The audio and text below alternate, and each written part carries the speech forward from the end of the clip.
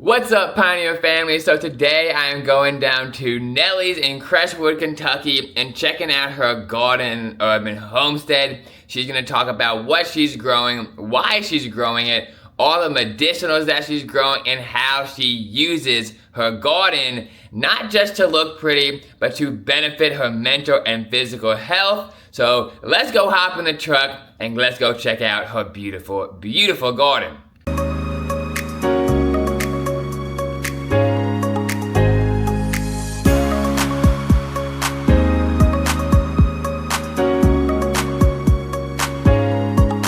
Alright, what's up guys? So we are here with Nelly and we're gonna be going through her garden, her chickens, her little homestead here. It's really awesome. And so yeah, I will kind of let you talk about it now.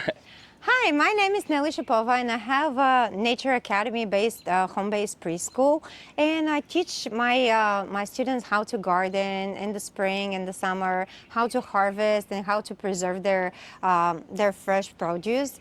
We do fermentation, we cook, we make sourdough, we make pizza, and it's so rewarding for me. And I love herbs, and I have a whole herbal garden.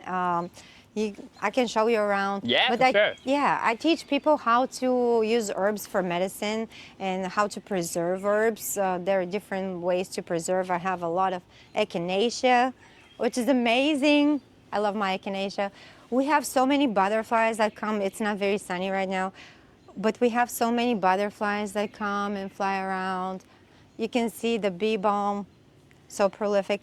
And I love permaculture, so we always drop like food in between the flowers. So we have arugula and edible flowers in between. We have St. John's wort and different types of thyme and oregano around, sunflowers. This is lemon balm, which is amazing and very healing for the nervous system. Very antidepressant, good antidepressants for people.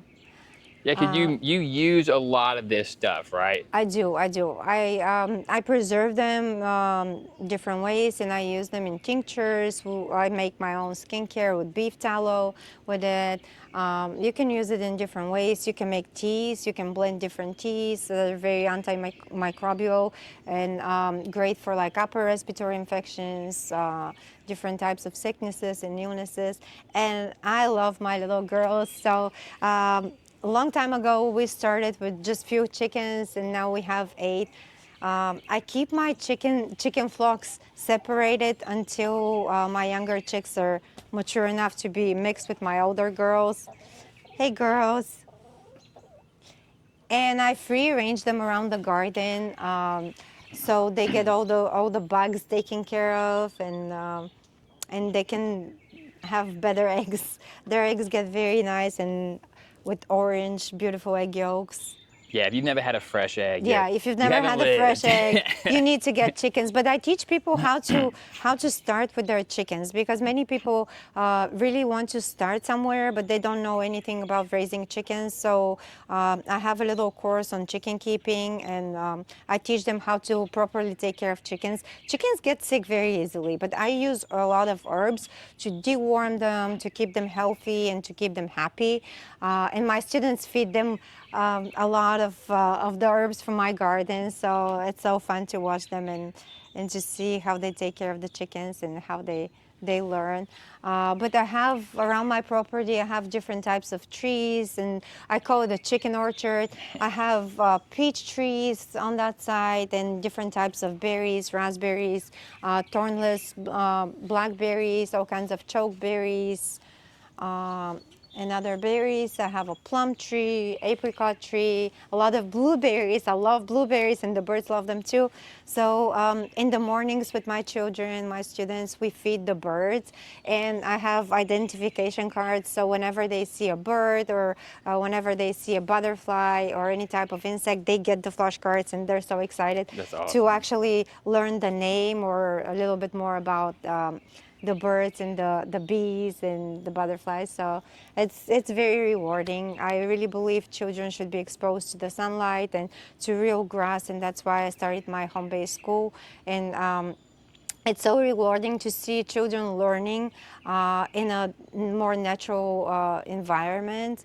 They really feel like they're part of the nature, and they climb the trees and they pick berries for snack. They pull carrots out of the garden, which is very fun.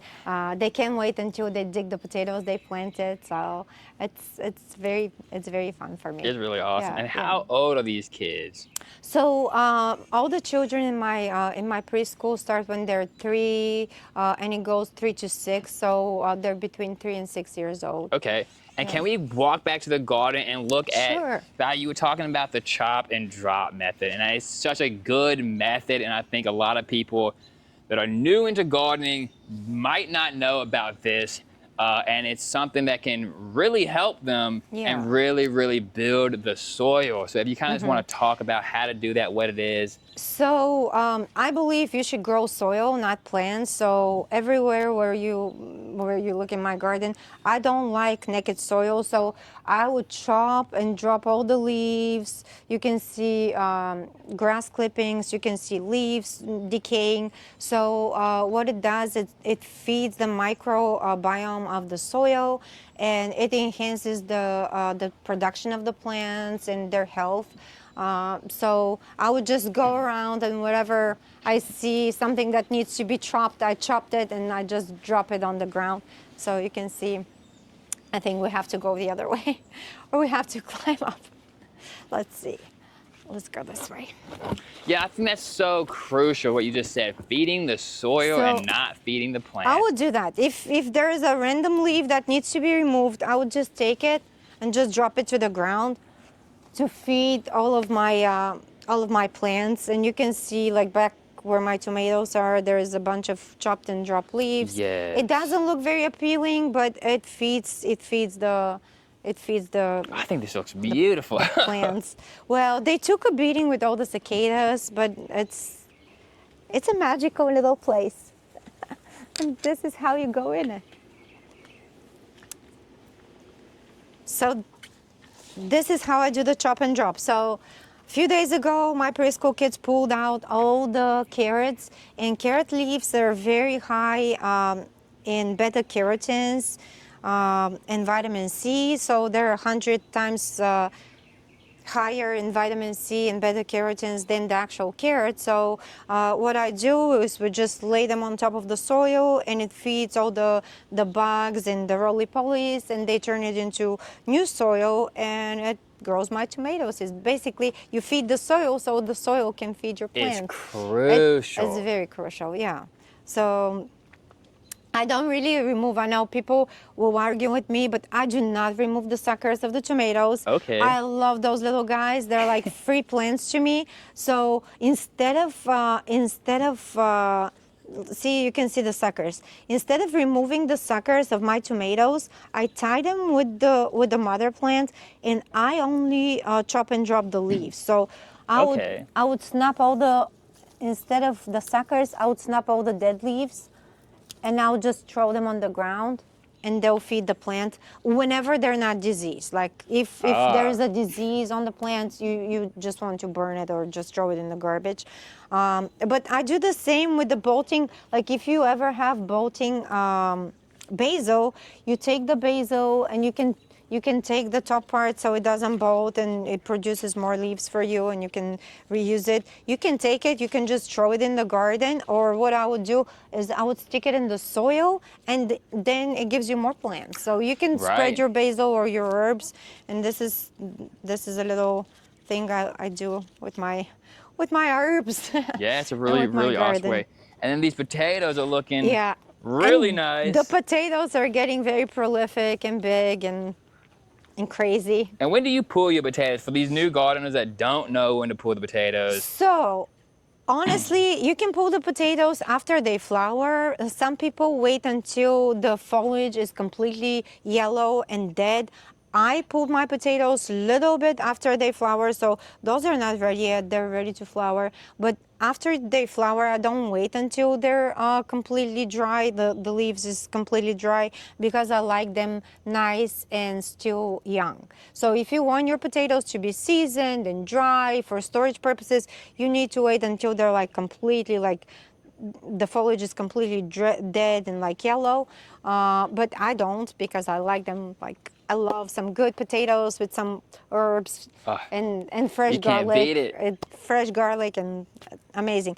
And I also let, those are radishes for people that don't know. Those are my radishes. I love radishes, but I always let them flower. You can see, I know it looks wild after the rain, but I let my radishes to flower because they bring all the pollinators to my tomatoes. And tomatoes don't get pollinated by bees. They get pollinated by wind, but they're tiny, tiny sweat bees and tiny, tiny little flies that love the flowers of radishes. And this is arugula. So they pollinate my tomatoes. That's why it looks very wild.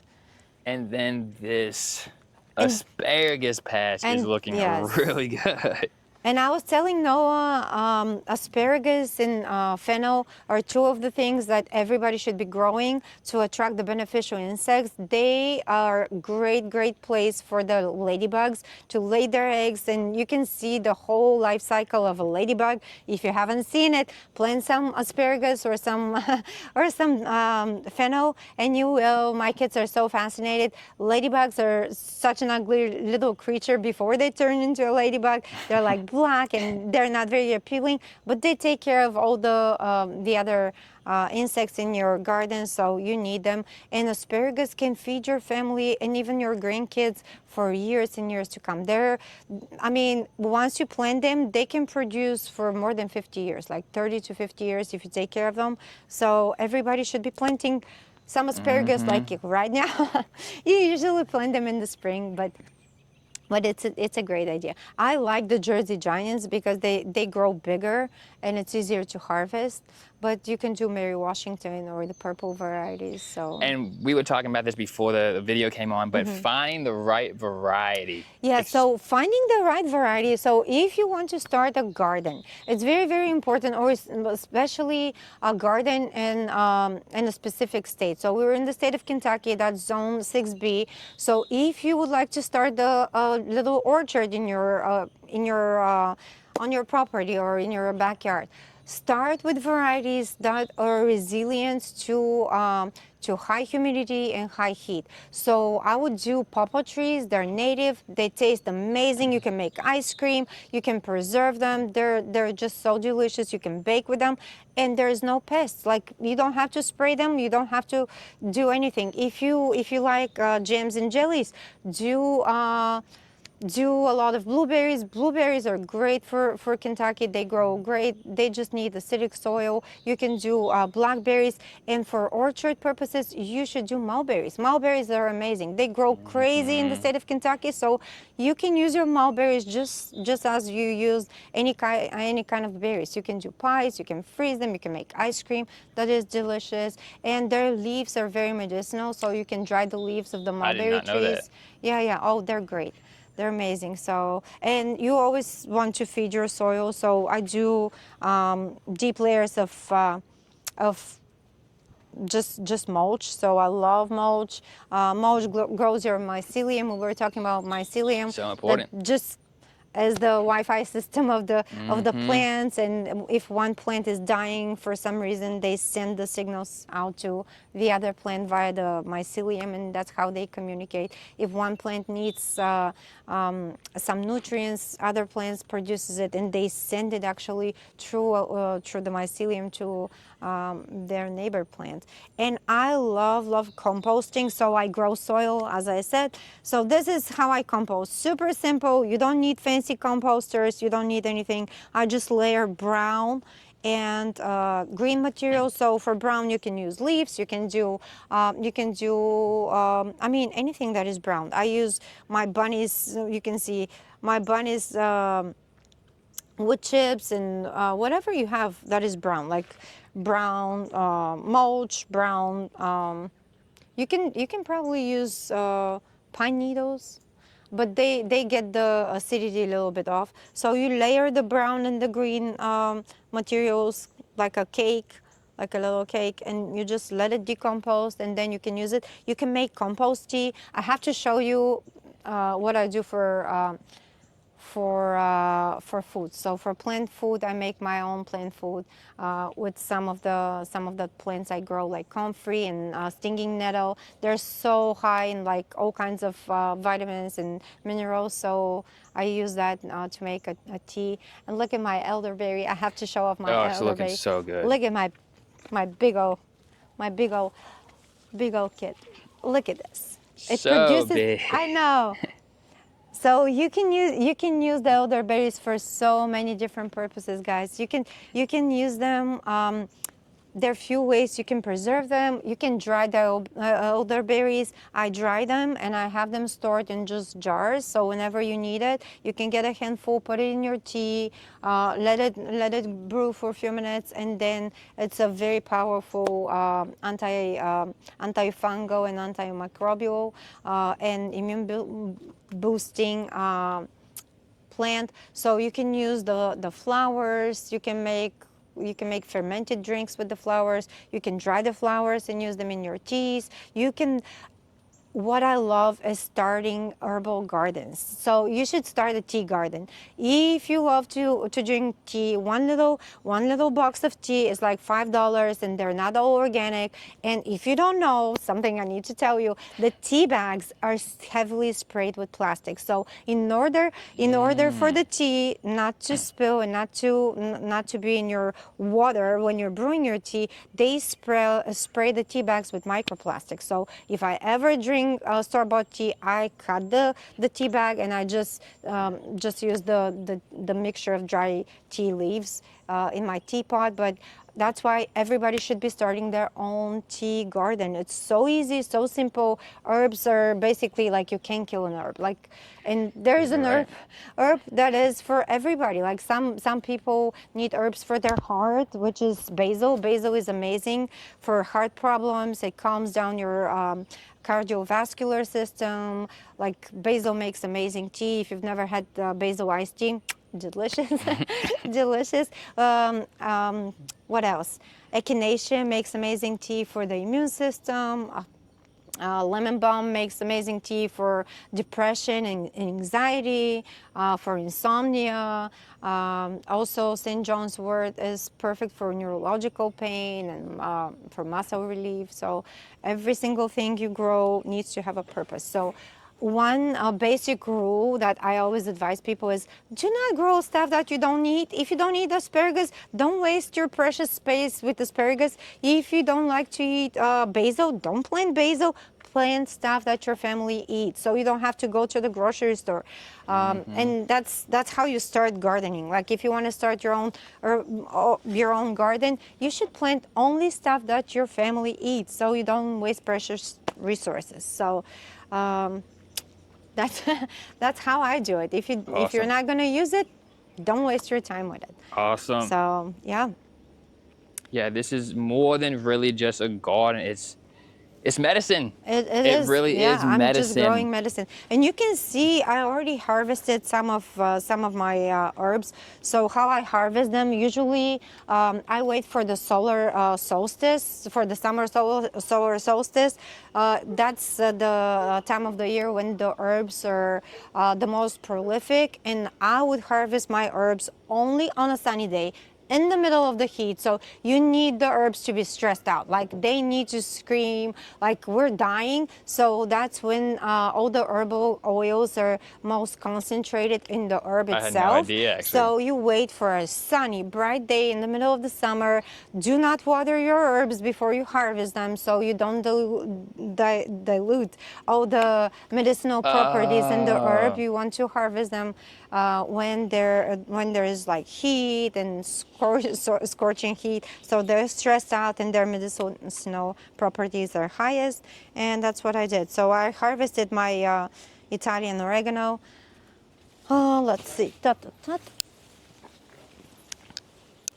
But you can use pretty much any herb for something, and you can see those big giant leaves. Let me show you. People think I'm growing weeds all the time. This is not a weed. This is actually a very powerful medicinal plant. So this is called an eggplant plant. So the indigenous Native American Indians used it to heal wounds. So if you have any type of open wound, you just mash it. I usually chew it up and spit it on me and just let it sit for a few minutes, and it has amazing healing properties. Like you can make skincare out of it. I mean, it's so amazing for healing, like healing skin especially. So this is what I do. I take it and I drop it, and now it's gonna be food for my plants. This is nasturtium. So nasturtiums are a very powerful antibiotic. This is a salmon one. So they're very powerful antibiotics. So you can make a powerful tincture, and you take the tincture just like you would take an antibiotic. It's actually proven that it's 100 times more stronger than amoxicillin. So stronger than amoxicillin. It's the same with oregano. If you do oregano oil or oregano tincture, it kills 100% of cancerous cells. I know, don't quote me on this one, but they've done a research, and chemotherapy drugs kills like 75% of the cancer cells, but oregano oil and oregano tinctures kill all the Wow. all the cancer cells. So we're not giving any medical advices. Right. Consult your doctor. I'm just saying from my own experience, like every single herb has a purpose, and if you need it, you can just use it and learn how to use It's it. powerful. Yeah. So this is my fennel, guys. It grew bigger than me. So fennel is amazing for digestion. You don't need any antacids. You don't need, if you have any gastro pain, gut pain, or if you need gut healing, or if your child is vomiting, you need to make like a little tea out of your fennel for their stomach. So yeah. Awesome. And one last thing before we wrap this up is Sure. this is not too big of a space, but you Yes. are growing a ton of food and a ton of medicine. So yeah, how big of space is this? So it's probably not bigger than maybe quarter of an acre, Right. even smaller than quarter of an acre. But the thing is, I love using the space wisely. So everything, I believe in permaculture, so that's why everything looks messy. If you do monoculture, so if you have one big raised bed garden filled with like cabbages and Brussels, all the cabbage flies and all the cabbage butterflies will lay their eggs, and they'll be like, woohoo, party, our babies will be happy. But if you confuse the insects by planting different varieties, nobody will come and be like, "Ooh, let's lay my eggs." They'll be confused. So that's why I have garlic and different stinky herbs between my vegetables. So they produce actually, and it's really working for me. And it's so Yeah. so efficient, and it's like, yeah, guys, you don't need a huge space to produce a ton of food, Yeah. a ton of medicine, and really just build communities. That's what it's all about. I really believe people nowadays, people start to dream about homesteads and having 40 to 100 acres. You don't actually need that much space. You can work with whatever you have. Even if you plant like this is a Peruvian gooseberry, and you can just plant them in pots. You don't have to. You don't have to use tons of space to produce food or to create little tea garden for yourselves and your family. You can just use a tiny space. You can use. I don't like plastic. Honestly, I don't like planting in plastic. My strawberries. I'm starting a new variety of strawberries, are in plastic pots, but this is commercial grade plastic that is food safe. So it's BPA free. So if you're gonna plant something in plastic that you're going to ingest and eat, please do your research and buy BPA free, so you don't have to like suffer with, I don't know, hormonal imbalances, because plastic really kills your hormones. So Awesome. Well, thank yeah. you so much for taking us around the garden and showing us the little nature preschool you have. I think it's just an awesome idea. I think this is a beautiful garden. I know you were saying it's messy, but I don't know. I think it looks pretty freaking awesome. Yeah. Well, I believe real food comes dirty, so Yeah. everything should be like real messy and dirty and with holes in it, and so Sweet. yeah. Thank you so much. You're very welcome.